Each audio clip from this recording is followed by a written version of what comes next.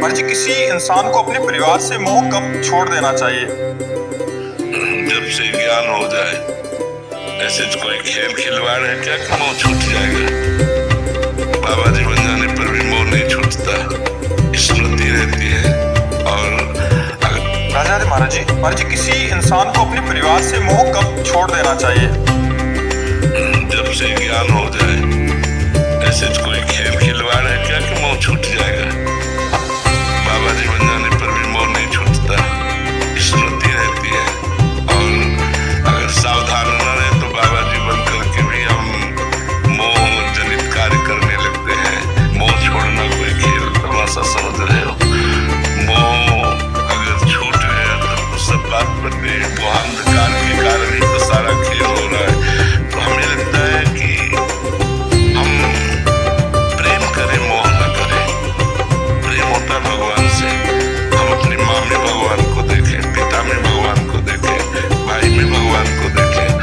सब में अगर हम भगवान को देख करके कार्य करें तो मोह से ज्यादा प्रेम होता है बलवान। मोह तो अज्ञान जनित होता है। अब हम प्रेम करेंगे तो प्रेम में तत्सुख भावना होती है। जैसे हम माता पिता की सेवा कर रहे हैं, अब हमारे कोई रिश्ते नातेदार आए, माता पिता ने हमारी निंदा कर दी तो हमारी सेवा में रुचि खत्म हो जाएगी। और यदि उन्हें भगवान मान के सेवा कर रहे हो तो निंदा भी करेंगे। कोई कहेगा कि यार तुम्हारी वो निंदा कर रहे थे, तो तुम मुस्कुरा दोगे और मुस्कुरा के अरे उसका स्वभाव ऐसा ही है और आप सेवा में रत रहोगे। हमें लगता है हम अपने परिवार को अधिक सुख प्रदान कर सकते हैं यदि अपने परिवार में भगवत भावना करके प्रेम करें, मोह नहीं। मोह का त्याग करके भगवत भावना से प्रेम करने पर हमारा कल्याण हो जाएगा। आप कहते हैं ना भगवान दिखना चाहिए, पर भगवान दिखते नहीं है क्योंकि नाम, इसीलिए नाम जप करो। अच्छा, हम पहले भावना करते हैं। जैसे एक संगमरमर की मूर्ति होती है तो पहले क्या दिखता है? संगमरमर तो दिखता है नहीं, लेकिन हम उनमें भावना करते ना कि हमारे भगवान राम है, ये भगवान श्याम है, ये भगवान है। भावना करते ना, एक दिन हमारी भावना पुष्ट हो जाती है। हम भोग लगाते हैं, आरती करते हैं, पूजा करते हैं, दंडवत करते हैं, हमारी भक्ति बढ़ने लगती है, हमारे अंदर ज्ञान बढ़ने लगता है, हमारे सुकृत बढ़ने लगते हैं। हमारा ज्ञान भगवान की माने हुए श्री विग्रह से सच्चिदानंद तक पहुंचा देता है। तो अगर हम माने, पहली बार सवाल हल तभी होगा, पहले मानना शुरू करें तब हम जान जाएंगे। मानने से जानना होता है। हम मानना शुरू करें तो भगवान जना देंगे। सोई जाने जे देव जनाई, जानत तुम्हें तुम्हें हो जाए। भगवान को जान गए तो तुम भी भगवत स्वरूप हो, ऐसा अनुभव हो जाएगा। पर पहले हम माने। हमें भगवान दिखाई नहीं देते, लेकिन संत ने कहा है हम माने, तो ऐसा शुरू कर दो, सवाल हल हो जाएगा। जो मायाकृत सवाल है वो हल हो जाएगा। हम पहले मानना शुरू करें। जैसे आपको हमें भगवान दिखे क्या? नहीं दिखे ना, लेकिन आप कहीं ना कहीं भगवत भाव रखते हैं ना कि संत है, ये भगवान के स्वरूप है, ये भगवान संत भगवान है। तो आपने माना ही तो ना, आपने माना संत भगवान है तो आपकी भावना बन गई ना। आपने देखा तो नहीं, आपने देखा तो मनुष्य स्वरूप, लेकिन आपने मान लिया संत भगवान है। अरे आज हम संत भगवान के दर्शन करके आ रहे हैं तो हृदय आनंदित हो गया। क्यों? क्योंकि आपने माना। हमें लगता है यदि हम मान्यता कर ले, हम माने तो माने से जाने हो जाएगा। जान करके मानना है तो बहुत बड़ी बात है, बहुत समय लगेगा। मान करके जानना में बहुत कम समय लगता है। हम मान लिया, हमारे गुरुदेव मान लिया, हमारी माता मातृदेव हो, पितृदेव हो, ये हमारे भगवान है। तो हमारा परिवार से मोह भी नष्ट हो जाएगा और परिवार की सेवा भी बड़े प्रेम से होगी और भगवान की भी प्राप्ति हो जाएगी। ईशिता जी बेंगलोर से। श्री हरिवंश महाराज जी हम श्री जी को वो भोग लगाते हैं जो हमें खाने को पसंद हो। ऐसे में महाराज जी रसेंद्री पर शासन नहीं हो पा रहा। मतलब एक बार हम कई बार बता चुके हैं, हमें मीठा पसंद था तो था, इसलिए कह रहे कि अब तो कोई रुचि ही नहीं रह गई किसी भी तरह।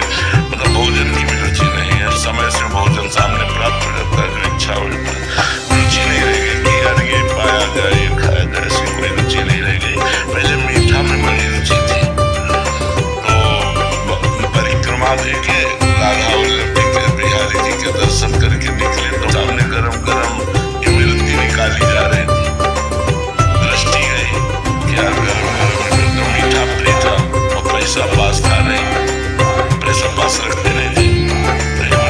अचानक, अब देखो भगवान का विधान होता है, अचानक आए वो 50 रुपए तो हमका ही मिलती लेके दे दो, तो उन्होंने मिलती, बहुत जलन नहीं, एक साधारण चीज मिलती में गिर गए, भगवान ने विधान बनाया है मिलती नहीं, तो हम गुरु जी के पास गए अपने और घटना बताई कि मिलती देख के ऐसा मन हुआ, तो मन होने के कारण भगवान ने व्यवस्था कर दी ये मिलती।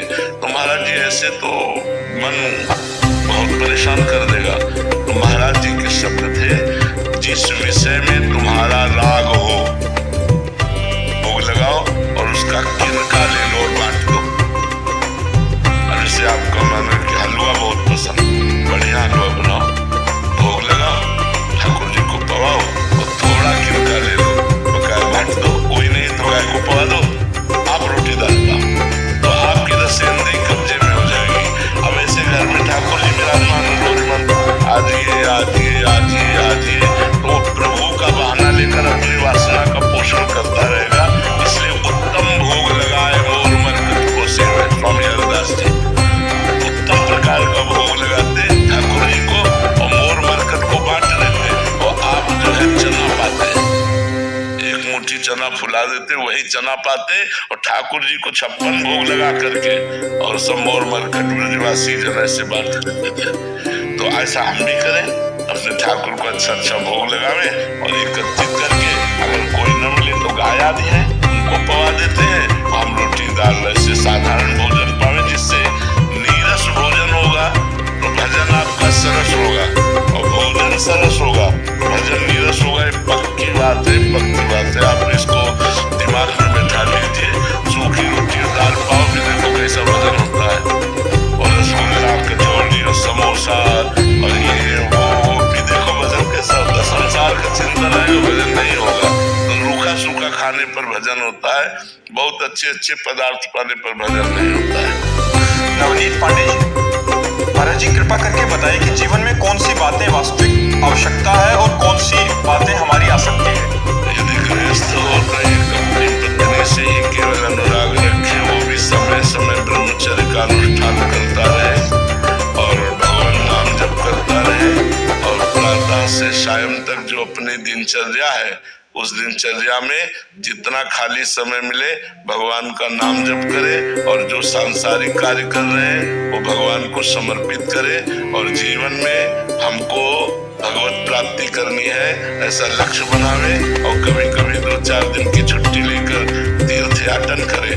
तीर्थ याटन में सबसे बड़ा तीर्थ साधु समागम होता है, उसमें हम संतों का संग करें, और संतों के संग में जो हमें बातें मिले उन्हें अपने आचरण में उतारे, अपने सारे कर्म भगवान को समर्पित करते हुए, जो भगवान का स्मरण करते हुए समय व्यतीत करता है, वो गृहस्थ होते हुए भी महात्मा है और उससे भगवान की प्राप्ति होती है। जो गृहस्थ में रह करके हर कर्म भगवान को समर्पित करता है, भगवान का नाम जप करता है, धर्म पूर्वक जीवन व्यतीत करता है, उसको वही गति प्राप्त होती है जो एक वीरत्व को प्राप्त होती है, क्योंकि गृहस्थ धर्म भगवान की सेवा प्रधान है। उसमें अतिथि सेवा, संत सेवा, परिवार की सेवा, तो उसके लिए अर्थोपार्जन करने के लिए जो कर्म करते हैं वो कर्म भगवान को समर्पित कर देते हैं, तो भगवत समर्पित कर्म हमें भगवत प्राप्ति के योग्य बना देता है। विवेक सिंह जी मुंबई से। राधे राधे महाराज जी। मुझे महाराज जी, मनुष्य के जीवन में कितनी इच्छा उचित मानी जाती है, भक्ति के मार्ग पर और व्यवहारिक जीवन में, दोनों में अगर देखा जाए? कामनाओं का कोई थर्मामीटर थोड़ी होता है, लेकिन सांसारिक तौर तरीके पे कहें तो साईं इतना दीजिए जामे कुटुंब समाए, और मैं भी भूखा न रहो और साथ न भूखा जाए। और भक्ति का थर्मामीटर की एक क्षण भी भगवान का विस्मरण न हो। त्रिभुवन की राज्य लक्ष्मी देने पर भी जो आधे पल के लिए भगवान को नहीं भूलता, वही महान भागवत है। तो भक्ति की चरम सीमा तो है भगवान का सतत अखंड स्मरण, अव्यावृत भजना, अखंड भजन, और गृहस्थी की सीमा है अर्थादि की, कि प्रभु हमारा भी पेट भर जाए और आए हुए अतिथि साधु संतों का भी पेट भर जाए, हमारे परिवार का भरण पोषण होता रहे, इतना देते रहे। और तो फिर कामनाओं की पूर्ति के लिए तो संसार पागल घूम रहा है, नहीं घूम रहा है। कितना कितना बढ़ोगे, कामनाओं की कभी पूर्ति तो हो नहीं सकती, तो उतने जितने आवश्यकता की पूर्ति हो जाए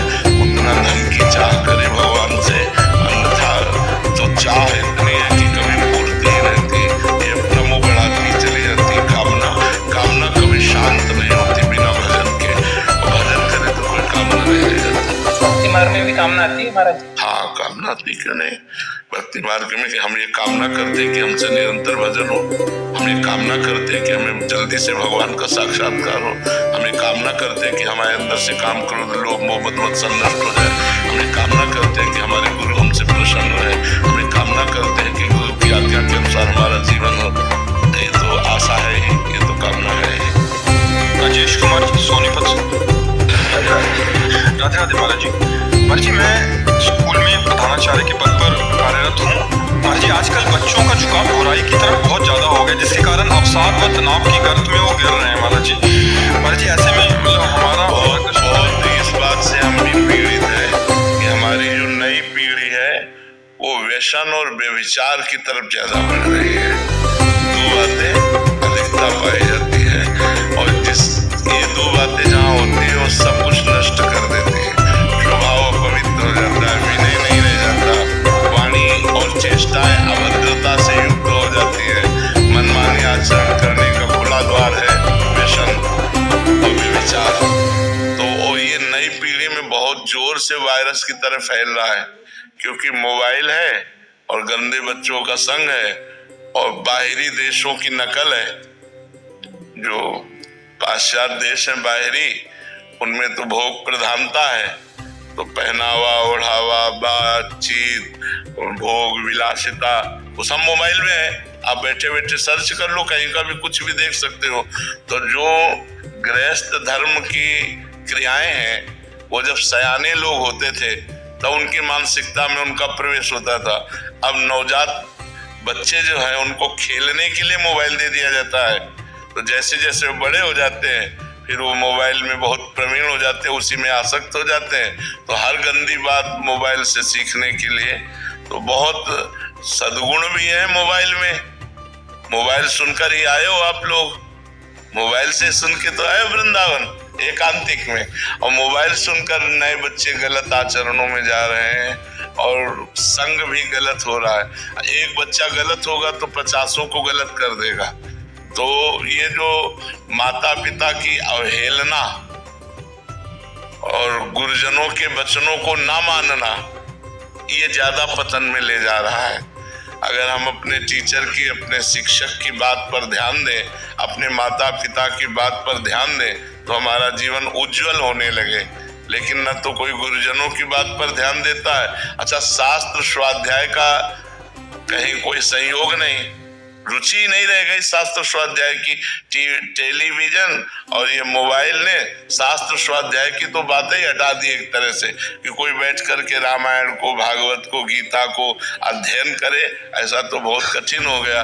पहले घरों में, गांव में बता रहे हैं, दीपक जला लिया गया और रामायण अर्थ सहित पढ़ रहे हैं, 10-20 बूढ़े लोग बैठे हुए हैं, तो घर में हो रही तो कानों में तो पड़ती थी बच्चों के।